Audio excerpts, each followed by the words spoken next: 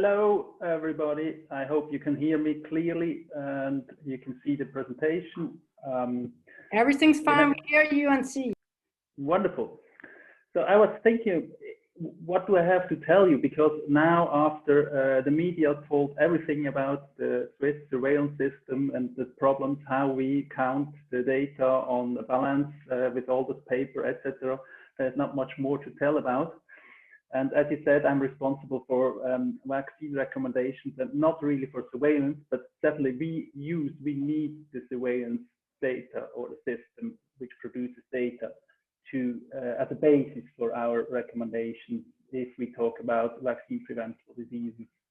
So usually we have a patient who shows up with symptoms, and if the doctors or whoever is doing a good job, they're making a right diagnosis, and the labs and the physicians finally do reporting to us in a case report, and this leads to publication in our bulletin, to other bigger publications in scientific or even to WHO, etc. So this is the way which usually works, if it works. And some of you have probably seen how this works. It's just on paper that you make a cross on the hepatitis B, C, whatever, which lab is and which method it's diagnosed, etc. This is just a shortcut of all this different kind of. We have about 52 or 55 different viruses, bacteria, which have to be reported. So a lot of things. And for example, the form for hepatitis C for the clinical data is on this one. Those who report it, they know this pretty well. This here is to report the statistics from the lab. So we have also the number of total tests done to be able to calculate the positivity rate, which is now also in everybody's mind since we have COVID. In general, COVID helps us to understand what we are doing all day. It's pretty interesting. So, and that's what we see if the job is not done properly. We don't see anything. We have no idea. We're sitting in our office, and if the reports are not coming, we can't see anything. So that's why we need these reports. What we can see if you report, and Philip already showed you the data, this is just some screenshots from our website, incidents on 100,000 population in Hep B, same on Hep C since now 18 years. I don't have to tell you more details about it. This is more an insight in the last 2 years until last week. So we can see pretty much, but still, that's only what we see, what is reported. What is not reported, we have no idea. We might guess, as you might guess, and this is, for me, the biggest challenge for the surveillance system in this public health system. Because if we just think, okay, that's not a lot, we can live with that, they will die sooner or later, there is no need for any intervention. And on the other side, there is something going on, but nothing is reported. We just don't do our job. So COVID gave us energy and possibility to do what we've been planning for many years, but we weren't able to do because of difficulties in project, in the law, etc. So in the future, it should be an electronically reporting system. And now I'll show you some screenshots which you haven't seen yet because it's not official yet.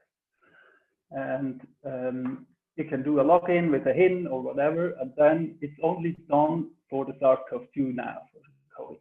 So here you can see, you get in and you can choose if the clinical report or if the lab report, etc. And then you can get in and it's all electronically done. And of course, I hear already the voices who say, yeah, but I put this in already in my hospital computer, and then I don't want to put it in again a second time in this system. And of course, these systems have to talk to each other.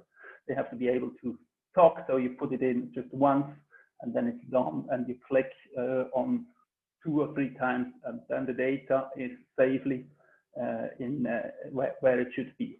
So this is the future, how it looks like. And at the end, you can produce what is now for the plans for the COVID so far is a report, a PDF, which is quickly produced to be sent electronically then to us.